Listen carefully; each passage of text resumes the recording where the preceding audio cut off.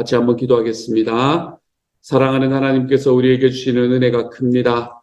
주님, 오늘은 벌써 2024년의 두 번째 날에 다니엘 금식 기도가 시작되는 날입니다. 하나님께서 저희에게 은혜 더하여 주셔서 하나님 에베소서를 들을 때에 하나님께서 주시는 은혜가 있을 수 있는 시간이 될 수 있도록 에베소서의 말씀을 21번을 읽을 때에 하나님이여 그 안에서 하나님이 주시는 기쁨이 되는 시간이 될 수 있도록 도와주옵소서. 사랑하는 하나님, 우리가 우리의 삶에 있는 즐거움들을 좀 끊고 내 주님의 즐거움을 찾아 나가는 그 과정 속에서 하나님께서 힘도 더하시고 은혜도 더하여 주셔서 주님이여 우리가 하나님 우리의 삶에 얼마나 나를 위한 시간이 많았는가라는 것이 깨달아지는 시간 되게 하여 주시고 주님 우리 주님을 좀 더 기억하고 주님을 좀 더 생각하고 주님을 좀 더 알아갈 수 있는 시간으로 삼을 수 있게 하여 주옵소서. 내일부터는 하나님 우리가 또한 특별 새벽 예배로 함께 모입니다. 포기하지 마십시다 라는 제목으로 우리가 함께 하나님의 말씀을 나눌 때에 주님이여 정말 저희들이 그 메시지를 들을 때마다 하나님 이 주제처럼 우리의 삶에 주님을 쫓아가고 주님의 소원을 이루는 일을 포기하지 않을 수 있는 하나님의 사람들이 되도록 하나님 도와주옵소서. 사랑하는 주님, 올해는 366번의 날들이 있습니다. 하나님, 이제 이틀째를 지나가고 있는데 우리가 이 모든 날들 동안에 아침마다 우리를 새롭게 만드시는 하나님을 하나님의 성품이 무엇인지를 묵상하며 살아가기 때문에 우리의 삶에 있는 환경이 하나도 힘들지 않아 그래도 내 주님께서는 선하십니다. 이 고백이 우리의 삶의 날마다의 삶에서 일어날 수 있도록 주여 도와주옵소서. 모든 말씀 우리 주님 예수님 이름으로 기도드립니다. 아멘. 하나님이 우리에게 주시는 말씀 함께 읽습니다. 마가복음 1장 16절부터 34절까지의 말씀입니다. 마가복음 1장 16절부터 34절까지의 말씀. 우리 같은 목소리로 함께 읽습니다. 시작. 갈릴리 해변으로 지나가시다가 시몬과 그 형제 안드레가 바다에 금을 던지는 것을 보시니 그들은 어부라. 예수께서 이르시되 나를 따라오라. 내가 너희로 사람을 낚는 어부가 되게 하리라 하시니 곧 그물을 버려두고 따르니라. 조금 더 가시다가 세베대의 아들 야고보와 그 형제 요한을 보시니 그들도 배에 있어 그물을 깁는데 곧 부르시니 그 아버지 세베대를 품꾼들과 함께 배에 버려두고 예수를 따라가니라. 그들이 가버나움에 들어가니라. 예수께서 곧 안식일에 회당에 들어가 가르치심에 뭇사람이 그의 교훈에 놀라니 이는 그가 가르치시는 것이 권위 있는 자와 같고 서기관들과 같지 아니함일러라. 마침 그들의 회당에 더러운 귀신 들린 사람이 있어 소리질러 이르되 나사렛 예수여 우리가 당신과 무슨 상관이 있나이까? 우리를 멸하러 왔나이까? 나는 당신이 누구인 줄 아노니 하나님의 거룩한 자니이다. 예수께서 꾸짖어 이르시되 잠잠하고 그 사람에게서 나오라 하시니 더러운 귀신이 그 사람에게 경련을 일으키고 큰 소리를 지르며 나오는지라. 다 놀라 서로 물어 이르되 이는 어찌미냐? 권위 있는 새 교훈이로다. 더러운 귀신들에게 명한즉 순종하는도다 하더라. 예수의 소문이 곧 온 갈릴리 사방에 퍼지더라. 회당에서 나와 곧 야고보와 요한과 함께 시몬과 안드레의 집에 들어가시니 시몬의 장모가 열병으로 누워 있는지라. 사람들이 곧 그 여자에 대하여 예수께 여짜온대 나아가사 그 손을 잡아 일으키시니 열병이 떠나고 여자가 그들에게 수종되니라. 저물어 해질 때에 모든 병자와 귀신 들린 자를 예수께 데려오니 온 동네가 그 문 앞에 모였더라. 예수께서 각종 병이 든 많은 사람을 고치시며 많은 귀신을 내쫓으시되 귀신이 자기를 알므로 그 말하는 것을 허락하지 아니하시니라. 아멘. 새해 첫날들은 우리 마가복음의 말씀으로 함께 나누게 됩니다. 마가복음의 말씀은 우리 복음서가 4개가 있잖아요. 4개의 복음서 중에 가장 먼저 쓰여진 복음서가 마가복음의 말씀입니다. 그리고 마가복음은 전체가 16장밖에 없거든요. 그 16장밖에 없다는 것은 복음서 중에서 가장 짧은 복음서다라고 우리가 이야기할 수 있지요. 요한복음은 21장밖에 되지 않지만 요한복음은 한 장 한 장이 좀 깁니다. 그렇기 때문에 마가복음에 비교하면 굉장히 긴 성경이 되는 거고요. 성경 장수로 보면은 마태복음이 가장 많지만 사실은 그 길이만 보면 누가복음이 가장 긴 그런 복음서가 되는 거죠. 그래서 복음서 중에서 마가복음은 가장 짧은 복음서입니다. 가장 짧은 복음서이기도 하지만 또한 많은 사람들에게 모두가 다 공감하는 건 아니고요. 하지만 대부분의 학자들에게 이 마가복음서는 가장 복음서 중에 먼저 쓰여진 책이다라고 이해가 되는 책입니다. 그렇기 때문에 마가복음서를 아마 다른 복음서는 마가복음서가 있다는 것을 알고 그것을 책을 읽었든 읽지 않았든 상관없이 그 정보를 알고 그 마가복음서가 어떤 것이라는 걸 알고 아마 다른 복음서도 쓰여졌을 것이다라고 생각을 하는 게 일반적이지요. 그렇기 때문에 마가복음서에서는 마가복음을 읽으면 여러분 약간 숨이 차는 느낌이 듭니다. 이 숨이 차는 느낌이 뭔가 하면 뭔가를 이렇게 하나의 사건이 지나가고 나면 그 사건을 뭔가 좀 리뷰를 해주면 좋은데 리뷰를 안 해줘요. 그러니까 하나의 사건이 지나가면 또 하나의 사건이 나타나고 끝나고 나면 또 하나의 사건이 나타납니다. 이런 식으로 이렇게 예수님의 사역을 굉장히 뭐라 그러죠? 막 큰 공간을 두지 않고 막 이렇게 하나씩 이렇게 사역들을 중심으로 그렇게 만들어낸, 그렇게 쓰여낸 책이 바로 마가복음이 되는 거죠. 이 마가복음의 말씀은, 마가복음은 누가 썼나 하면 마가라는 사람이 쓴 겁니다. 마가는 마가 요한이라고 불리는 사람이기도 한데, 이 마가라는 사람은 예수님의 제자도 아니고, 사실은 성경에서는 별로 평판이 그렇게 좋지 않은 사람이기도 합니다. 바울하고 바나바하고 싸웠던 그거기도 하고 싸움의 유발 요인이기도 했던 사람이기도 하고 그래서 별로 좋지 않은 평판을 가진 사람이기도 한데 근데 이 마가가 썼습니다. 근데 마가는 좀 그렇다고 하더라도 성경을 보면 마가의 어머니는 대단히 평판이 좋은 사람으로 인정이 됩니다. 그렇죠? 마가의 어머니의 집에서는 이 120명의 문도들이 함께 모여가지고 거기에서 기도하다가 성령님을 가장 먼저 받았던 것도 마가의 어머니의 다락방이었고 그리고 아마도 예수님께서 제자들과 함께 마지막 만찬을 했던 것도 아마 이 마가의 다락방이었을 것이다 라고 생각을 하는 게 일반적이거든요. 그렇기 때문에 마가의 어머니는 예수님을 잘 믿었던 사람이었을 것 같고 그리고 그 어머니의 다락방에서 이제 일어났던 일이 교회의 시작이 되는 그래서 신약 성경에서 굉장히 유명한 사람 중에 한 사람이 바로 마가의 어머니가 되는 거죠.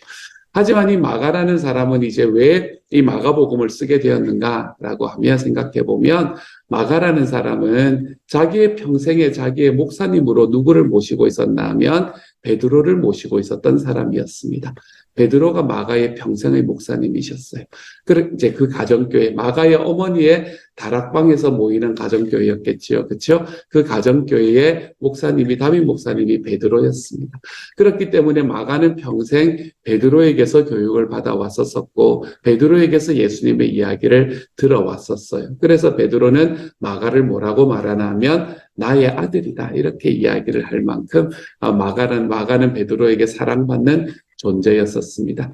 그렇기 때문에 이 마가복음은 아마도 이 전체적인 내용으로 볼 때 누구의 입장에서 쓰여진 복음서일 건가 하면 베드로의 입장에서 쓰여진 복음서가 마가복음일 것입니다. 그러므로 베드로는 예수님의 수제자고 예수님 앞에서 예수님의 제자 중에 굉장히 중요한 인물인데 복음서 하나 쓰지 않고 그렇잖아요. 그렇죠? 근데 마가복음을 바라보면 우리는 이 마가복음이 아마 베드로가 가지고 있었던 그 예수님의 스토리를 쭉 이어서 이야기가 된 것이 바로 쓰여진 것이 마가복음일 것이다 라고 생각을 하시면 아마 틀림이 없을 겁니다. 그렇기 때문에 이 마가복음은 굉장히 이 사건 중심으로 이루어져 있는 것 같습니다. 그때 당시에 베드로가 큰 배움이 있었던 사람은 아니었었거든요.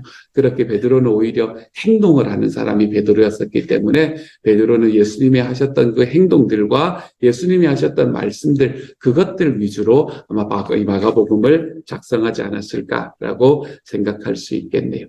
어쨌든 이제 어제의 말씀에서 마가복음의 첫 시작이 나왔고 오늘은 제자를 부르는 장면부터 나타납니다. 제자를 부르는 장면에서 어떤 사람들을 부르는가? 4명의 제자를 부르고 있네요. 그렇죠? 16절에 보면 시몬, 여기서 시몬이라는 사람이 나중에 베드로가 되는 사람이지 않습니까? 이 시몬 그리고 안드레를 부르셨고 그리고 조금 더 가시다가 19절에 보면 야고보와 요한을 불렀다. 그런데 이 4사람은 다 어부였던 사람들이었다라고 이야기하죠. 그래서 이들에게 예수님께서 부르시는 방식은 굉장히 독특하셨습니다. 뭐라고 이야기하나 하면 나를 따라오너라 라고 이야기를 하는 것으로 이들을 부르셨는데 예수님이 제자를 부르시는 방식은 대체로 비슷비슷했어요. 나를 따라오너라 이렇게 이야기하면 무언가를 느꼈는지 어쨌든 사람들이 예수님을 이렇게 쫓아갔던 그런 일들을 우리가 성경에서 봅니다. 근데 오늘의 말씀에서는 하나 특별하게 뭐라고 이야기를 하나 하면 17절에서 예수께서 이르시되 나를 따라오라 하고 난 다음에 내가 너희로 사람을 낚는 어부가 되게 하리라 라고 말씀하셨습니다. 사람을 낚는 어부가 되게 하리라. 이게 예수님께서 첫 번째 4제자를 부르실 때에 말씀하셨던 말씀이지요. 사람을 낚는 어부라는 말은 요즘 우리의 말로 표현을 하면 사람의 생명을 살리는 사람 이렇게 이야기할 수 있겠죠. 그렇죠? 생명을 살리는 사람은 우리가 어떻게 생명을 살릴 수 있게 되나요? 우리가 그 사람이 아프고 힘들 때 수술을 해서 생명을 살릴 수 있는 사람들은 그렇게 많지 않지 않습니까? 그렇죠? 우리가 누군가의 생명을 살린다라는 것은 그이들이 죽음의 길을 향해서 걸어가고 있는 그 과정에서 우리의 그 죽음의 길을 가로막으시고 생명의 길을 보여주시고 말씀해 주신 예수 그리스도를 증거하면서 그분을 전하면서 우리는 이 사람을 낚는 어부가 되는 생명을 살리는 사람이 되는 게 우리가 걸어가는 삶이지 않습니까? 그렇기 때문에 우리는 이것을 바라보면 사람을 낚는 어부가 되게 하리라라는 이 예수님의 말씀을 바라보면 우리가 행해 나가는 삶이 바로 요 삶이구나라는 걸 다시 한번 깨달을 수 있게 됩니다. 영혼 구원하여 제자 양육하는 삶. 바로 이것이 사람을 낚는 어부가 되는 삶이구나라는 걸 깨닫게 됩니다. 영혼 구원하여 제자 삼는 삶이 얼마나 소중한지 예수님께서는 자기의 유언에서도 이야기를 하셨었지만 예수님은 자기가 첫 번째 제자를 부르는 그 순간에도 그 말은 조금 다를 수 있지만 내가 너희를 이 땅에서 살아가며 영혼 구원해서 제자 삼는 사람으로 내가 만들어주마 라고 이야기하시는 것으로 제자를 불렀다는 것을 바라볼 수 있게 되지요. 저는 하나님의 교회가 걸어가야 되는 길이 어디인가 라고 질문을 하면서 저는 영혼 구원에서 제자 삼는 길로 우리가 붙잡고 걸어가게 된 것, 주님의 소원을 이루어드리는 교회를 향해서 걸어가게 된 것이 얼마나 감사하고 행복한지 모릅니다. 왜냐하면 이것이 우리의 삶 속에서 가장 중요한 것이기 때문에 그렇습니다. 우리 교회는 가정교회를 하는 교회다라고 이야기하기보다는 우리 교회는 이 영혼 구원하여 제자 만드는 이 삶을 하나님께서 예수님을 통해서 우리에게 말씀해 주신 주님의 소원을 좀 이 땅에서 이루어드리는 교회를 향해서 걸어가 보자라고 이제 마음을 먹고 걸어가는 교회가 우리 교회지 않습니까? 그런데 우리가 그러한 과정들이 지난 한 4년 정도의 이 팬데믹의 시간을 지나고 또 팬데믹의 후폭풍을 지나가는 그 과정 속에 조금은 우리의 마음 속에 좀 타협하게 되고 조금은 흐려져 있는 것을 볼 수 있게 됩니다. 다른 쪽을 좀 바라보게 되는 것 같고, 좀 쉬어도 괜찮네. 목장 그렇게 치열하게 하지 않아도 다 잘 굴러가네. 이런 마음들이 우리들의 마음 속에 조금씩 생겨나는 그런 싹들이 생겨나는 것을 보게 됩니다. 지난번에 제가 우리 목사님들 이 모임에 가서 가정교회 목사님들 모임에 가서 한 목사님이 그런 이야기를 하는 것을 들으면서 제 마음에 여러분께 꼭 말씀드려야지 이런 생각, 저에게 좋아서 말씀드려야지라는 생각을 했었습니다. 그 목사님이 그렇게 말씀하셨어요. 한 번은 교회 식구 중에 한 분이 뭐를 당했다면 사고를 당했답니다. 사고를 당해가지고 다리가 이렇게 부러졌대요. 다리가 부러지는 사고를 당하셨다는 거예요. 그래서 너무 놀래가지고 이제 막 뛰어가서 병원에 가서 어떻게 되셨냐라고 이렇게 물어봤는데 이제 그분이 이제 그때는 이제 좀 안정이 돼가지고 이렇게 계시는 상황 속에서 뭐라고 이야기하시는 거, 아유, 목사님 죽을 뻔했다는 거. 그래서 왜 죽을 뻔했냐니까, 이게 부딪혔을 때가 그렇게 아팠냐고 그러니까, 그때는 별로 그것도 없는데, 병원에 와서 죽을 뻔했다는 거. 그래서 왜 죽을 뻔했냐 그러니까 다리가 부러졌는데 아파가지고 막 아프다 그러는데 병원에 왔더니 의사가 갑자기 아플 겁니다. 이렇게 이야기를 하더래요, 자기한테. 그래서, 아니, 아플 거라는 게 무슨 말이지? 했더니, 그 간호사 한 두세 사람 옆에서 이렇게 딱 몸을 잡더니, 그 부러진 다리가 이제 좀 이렇게 어긋나 있었을 거 아니에요. 그거를 확 갖다 붙이더라는 거예요. 그것 인정사정도 없이 확 갖다 붙이더라는 그때 눈이 돌아갈 만큼 아프더라는 거예요. 눈물이 쭉 날 만큼 아프더라는 거예요. 근데 목사님 신기한 거는 그렇게 한번 탁 하고 나니까 그다음부터는 통증이 많이 사라지더라고. 그래서 이제는 괜찮다고. 이러면서 이야기를 하시는 이제 깁스를 하시고는 그렇게 이야기를 하시는 분의 이야기를 들었다라고 이야기를 하시더라고요. 그래서 처음에는 저도 이게 무슨 이야기지? 지금 여러분의 느낌상 갑자기 이야기가 왜 나오지? 왜 이게 무슨 말이지? 라는 생각을 했었었죠. 그랬더니 그 목사님이 그러시더라고요. 그 이야기를 듣는데 아, 이게 우리 교회 같다. 이런 생각이 들더라. 아, 이게 우리 교회 같다. 우리 교회가 고쳐지려면, 바르게 나가려면, 우리가 지금 있는 것들, 지금 좀 어긋나 있는 것들을 좀 다시 제자리로 집어넣고, 그리고 다시 걷어내야 되는 거는 좀 걷어내고, 우리가 그렇게 하고 딱 다시 걸어가야 아프지 않게 걸어갈 수 있는 삶인데, 그것을 좀 건드리면 아프지 않을까, 이거 좀 걷어내면은 또 그거하지 않을까 하는 그런 생각들 때문에 거기에 손을 못 대고 있어서 오히려 더 힘들어지고 있는 과정을 겪고 있을 수도 있겠다. 이런 마음을 가지셨대. 그래서 그 다음 주에 목자 목녀님들 쭉 모아서 총목자 모임에 오셔가지고 그 이야기를 하셨다는 겁니다. 목자 목녀님. 제가 이제 내년부터는 우리가 가정교회에서 이야기하는 영혼구원에서 제자 양육하는 이 길을 향해서 우리가 좀 더 선명하게 걸어가 보려고 합니다. 그러기 위해서는 아픈 부분 분명히 있을 거고 고쳐나가야 되는 부분이 분명히 있을 겁니다. 하지만 이것이 처음에 좀 아프더라도 고쳐야 나중에 정확한 길로 걸어갈 수 있게 되는 거예요. 그러니까 저를 믿고 좀 따라와 주십시오. 라고 이야기하고 목자 목녀님들이 그것에 대해서 동의하셨다라는 것이 감사 제목이다. 이렇게 이야기를 하셨던 분의 이야기를 들은 적이 있습니다. 저도 그 이야기가 참 좋았었어요. 오늘의 말씀을 바라보면서 그 생각을 다시 한번 하게 되었습니다. 사람을 낚는 어부가 되는 것, 영혼 구원에서 제자 양육하는 것, 우리가 하나님 앞에서 예수님의 소원을 좀 들어드리는 교회, 예수님의 소원을 좀 이루어드리는 교회, 우리가 이런 교회를 하기 위해서 걸어가려면 우리가 가지고 있는 것들을 좀 덜어내야 되는 부분도 있고 내가 지금까지 그가다고 괜찮다고 생각했던 부분을 위골되었던 것을 다시 집어넣어야 되는 아픔도 좀 있어야 되는 것이 사실일 것 같습니다. 하지만 그렇게 될 때에 정말로 오늘의 말씀에서 이 사람들이 이야기하는 것처럼 어부가 되게 하리라 라는 말씀을 듣고 사람을 낚는 어부가 무슨 말이지요? 내가 다 배워왔던 것에 의하면 그런 거란 없는데 막 이렇게 이야기하지 않고 곧 그물을 버려두고 따르니라. 예수님의 말씀을 딱 붙잡고 걸어가 보았을 때 이들의 삶이 변화되었던 것을 볼 수 있게 되는 것 같습니다. 사랑하는 여러분, 저는 저와 여러분이 세워가는 우리 교회가 이러한 길로 걸어가 볼 수 있는 2024년이 되었으면 좋겠습니다. 좀 더 선명하게, 좀 더 분명하게. 우리가 걸어가고 있는 길이 어떤 길인지를 좀 더 선명하게 붙들고 하나님 앞에 한번 걸어가 볼 수 있는 하나님의 사람들.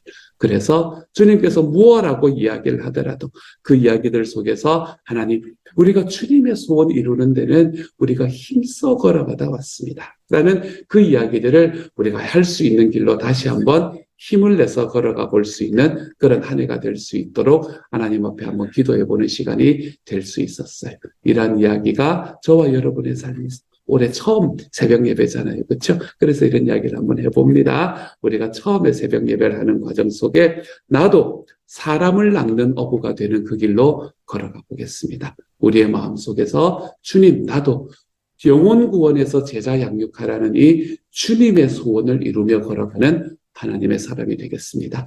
이 이야기가 저와 여러분의 삶에서 이렇게 확실히 자리 잡힐 수 있는 그런 하나님의 사람들이 될 수 있기를 우리 주님의 이름으로 축복합니다. 그렇게 제자들을 부르시고 난 다음에 예수님께서 이제 그걸 나오셔서 이야기를 하시는데, 예수님이 누구를 만나냐면 주로 이 귀신 들린 사람들을 만난다, 귀신들을 만난다라는 걸 알 수 있잖아요. 그런데 23절에 보면 뭐라고 이야기하냐면 23절과 24절에서 마침 그들의 회당에 더러운 귀신 들린 사람이 있어 소리 질러 이르되 나사렛 예수여, 우리가 당신과 무슨 상관이 있나이까? 우리를 멸하러 왔나이까? 나는 당신이 누구인 줄 아오니 하나님의 거룩한 자니이다 라고 이야기합니다. 우리는 예수 그리스도를 우리가 어떻게 구원을 얻는가라는 것에 대한 질문이 이 말씀 속에서 나오게 되는 것 같아요. 우리는 구원을 예수 그리스도가 누군지를 영접하는 것으로 구원을 얻습니다라고 이야기하잖아요. 그렇죠? 근데 이 영접한다, 우리 주님을 안다라고 이야기하는 이 알미라는 건 지식적인 알을 이야기하는 것이 아니라는 게 너무 분명합니다. 오늘의 말씀에 보면 이때 당시에 그 살았던 모든 백성들보다, 아니 어쩌면 예수님께 부름받은 예수님의 제자들보다 예수님이 누군지를 가장 잘 알았던 존재가 있는데, 그게 누군가 하면 귀신들이다 이렇게 얘기하는 거예요. 귀신들이다. 귀신들이 예수님을 너무나 정확하게 알았습니다. 오늘 말씀 보면 우리를 멸하게 하고 만든 존재, 멸하기 위해서 왔던 존재다라는 걸 이야기하고 하나님의 거룩한 자다라는 것을 정확하게 알고 있었다는 거예요. 근데 이렇게 정확하게 알고 있는 예수 그리스도가, 귀신들이 하나님 앞에 구원을 받은 존재가 될 수 있었습니까? 그럴 수 없었단 말이지요. 지식적인 알므로는요, 우리가 주님을 알 수가 없습니다. 주님 앞에 구원을 얻을 수가 없습니다. 우리는 우리의 삶에서 지식적인 알미 아니라 우리는 하나님 앞에서 내가 어떻게 하나님께서 내 삶에서 말씀하셨는가, 내가 살아가는 나의 삶을 통해 하나님을 알게 되는 겁니다. 그래서 우리는 예수님을 알고 처음에 구원을 받을 때에 영접하는 행위를 통해서 우리는 구원을 받게 되고, 그리고 하나님 앞에 살아가는 삶도 우리가 살아가는 삶의 행위를 통해서 하나님 앞에 인정받게 되는 삶을 살게 되는 거죠. 그러므로 사랑하는 여러분, 저는 저와 여러분이 올해 한 해를 살아가면서 내가 주님을 알고 있지라고 이야기하는 것에서 멈추는 이 교만에서 좀 벗어날 수 있는 저와 여러분이 되기를 소망합니다. 주님을 알기는 귀신들도 압니다, 여러분. 주님이 나의 구주가 되어주셨다라는 것, 주님께서 천지의 거룩한 자다라고 이야기하는 건 귀신들도 아는 일입니다. 이렇게 귀신들도 아는 일에 만족하며 살아가지 마십시다. 우리의 삶에서 내 하나님께서 내 삶 속에서 나를 어떻게 인도해 가시는가, 하나님께서 내 삶 속에서 나에게 어떤 말씀들을 허락해 주시는가를 내가 살아가는 삶의 순간순간마다 바라볼 줄 아는 하나님의 사람들이 되어 가시기를 소망합니다. 그래서 우리가 아침에 하나님 앞에 일어날 때마다 그 주님의 말씀이 나를 움직일 수 있는 하나님의 사람이 좀 되어갈 수 있기를 소망합니다. 아침에 일어날 때마다 이번 한 해 동안은 복 있는 사람은, 이런 것들이 여러분의 마음속에 이렇게 탁 올라왔으면 좋겠어요. 복 있는 사람은 악인의 꾀를 좇지 않고, 여호와는 나의 목자시니 내가 부족함이 없습니다. 이런 게 우리의 마음속에 이렇게 탁 올라왔으면 좋겠어요. 하나님의 세상을 이처럼 사랑하사 독생자를 주셨으니, 이런 게 우리가 아침에 일어날 때마다 우리의 삶을 탁 붙잡았으면 좋겠어요. 저는 주일날 여러분에게 366번을 우리 주님께 이 가슴 떨리는 아침을 맞이할 것을 여러분에게 축복했는데 어떻게 2번을 그런 삶으로 살아가 보셨나요? 저는 너무 좋았습니다. 저는 아침에 이제 은석이를 데려다 주면서 아침에 첫 번째로 에베소서 드라마 성경, 에베소서 말씀을 읽으면서, 들으면서 한 20분 정도 딱 걸리는 그 말씀 들으면서 너무너무 행복했습니다. 하나님께서 나에게 어떤 분으로 다가오셨는가라는 것이 생각나고 제 마음을 채우는 날이었기 때문에, 그래서 오늘 하루도 어떤 일이 일어날까 두근두근하는 그런 삶으로 걸어갈 수 있게 되는 것 같습니다. 사랑하는 여러분, 이번 한 해 동안에는 내가 알고 있던 주님, 나의 삶으로, 나의 가슴으로 들어올 수 있는 한 해가 될 수 있기를 소망합니다. 기도의 자리가 있으면 참여해 보십시오, 여러분. 어떤 여러분의 삶에 부흥을 일으키는 자리가 있으면 그곳에 여러분의 삶을 한번 들여보십시오. 우리 교회에서 하는 이런 이 다니엘 금식 같은 거 있으면 아우 나는 금식은 안 되지 이렇게 생각하지 마시고 한번 쫓아와 보십시오. 하나님 앞에서 은혜를 받는 자리에 여러분의 삶을 한번 노출시켜 보십시오. 그리고 그렇게 노출되는 여러분의 삶을 통해 하나님께서 여러분의 지식에 남아있는 그 주님에 대한 지식을 어떻게 가슴으로 이끄시며 어떻게 삶으로 이끌어내시는지를 여러분의 삶으로 좀 경험해 볼 수 있는 하나님의 사람이 되십시오. 그래서 귀신도 아는 예수가 누구신지에 대한 지식으로 자랑하는 한 해가 아니라 이번 한 해 동안에는 내가 하나님 앞에 어떻게 살아왔고 주님은 내 삶에서 무엇을 행하셨는가 이것을 저와 여러분의 삶에서 좀 고백해보며 사는 한 해가 될 수 있기를 우리 주님의 이름으로 축복합니다. 시간이 좀 가지만 한 가지만 더 말씀드리면 너무 재미있는 이야기라서요. 한국에 제가 그가는 아는 분이 한 분 저를 좀 도와주시는 분이 한 분이 계셔가지고 그래서 그분한테 이제 올해도 너무 감사하다 이러면서 새해 복 많이 받으시라 그러면서 이제 사실은 돈을 드리지 않아도 되는데 한 해 동안도 좀 수고해 주십시오라고 하면서 10만 원을 이렇게 붙여드렸다. 이제 붙여드렸다라고 메시지를 남겼어요. 그랬더니 그분이 저에게 남긴 메시지가 저는 너무 재밌었습니다. 그분이 이렇게 남기시는 거예요. 목사님, 타향에서 전도하시느라 힘드실 텐데 감사드립니다. 이렇게 말씀하시는 거예요. 그 뒤에 말은 뭐 저를 위해서 기도해 달라 뭐 이런 이야기인데 제가 타향에서 전도하는 사람으로 이분을 알고 있구나. 이게 하나님의 말씀으로 들리기 시작했어요. 아, 내가 올해는 전도하며 살아야 되겠구나. 이 생각이 제 마음속에 많이 나왔습니다. 아, 내가 목사라고 이야기하고 미국에서 그간에 목회하는 목사라고 이야기를 했었었는데, 아, 이분에게는 타향에서 전도하는 사람으로 받아들이시는구나. 아, 내가 그런 사람으로 서 있는 자리에 서면 되는 거구나. 아, 올해는 정말로 우리 주님께서 말씀하시는 자리, 우리의 VIP들이 있는 자리면 어디라도 쉬지 않고 달려가 볼 수 있는 한 해가 되어야 되겠구나. 내가 먼저 그렇게 되어야 되겠구나. 라는 그 메시지가 저는 이 카톡을 통해서 진짜 제 마음에 이렇게 콕 다가오는 것 같은 그런 순간이었습니다. 저도 우리 주님께서 우리에게 말씀하시는 이 사람 낚는 어부가 되기 위해서 힘써 달려가 보도록 하죠. 사랑하는 여러분, 우리 주님 앞에서 영혼 구원에서 제자 삼는 우리 이 길을 향해서 우리가 우리의 삶을 조금 더, 나의 마음을 조금 더 우리 하나님 앞에 드려내며 한번 살아가 볼 수 있는 하나님의 사람들, 그런 1년이 될 수 있기를 우리 주님의 이름으로 축복합니다. 다시 같이 한번 기도하도록 하죠. 사랑하는 하나님, 사람을 낚는 어부가 되게 하실 주님을 기대하고 찬양합니다. 영혼 구원하여 제자 삼는 것을 하나님이여 우리들의 삶 속에서 이 주님의 소원을 이루어 드리는 것에 우리의 중심을 놓고 살아가 볼 수 있도록 우리를 인도해 가실 하나님을 찬양합니다. 사랑하는 주님, 주님께서 저희와 함께 하여 주셔서 우리 교회가 올해는 하나님 앞에 이렇게 이 다른 것은 몰라도 이 하나로 하나님 앞에 칭찬받을 수 있는 교회가 될 수 있도록 주님께서 도우시고 함께 하여 주옵소서.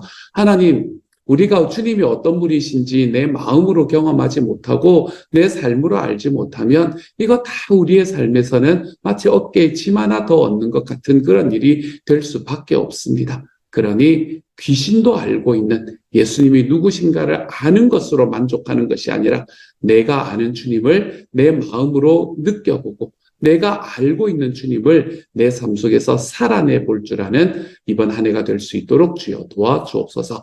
감사를 드리며 모든 말씀 우리 주님 예수님 이름으로 기도드립니다. 아멘. 하늘에 계신 우리 아버지, 아버지의 이름을 거룩하게 하시며 아버지의 나라가 오게 하시며 아버지의 뜻이 하늘에서와 같이 땅에서도 이루어지게 하소서. 오늘 우리에게 일용할 양식을 주시고 우리가 우리에게 잘못한 사람을 용서하여 준 것 같이 우리 죄를 용서하여 주시고 우리를 시험에 빠지지 않게 하시고 악에서 구하소서. 나라와 권능과 영광이 영원히 아버지의 것입니다. 아멘.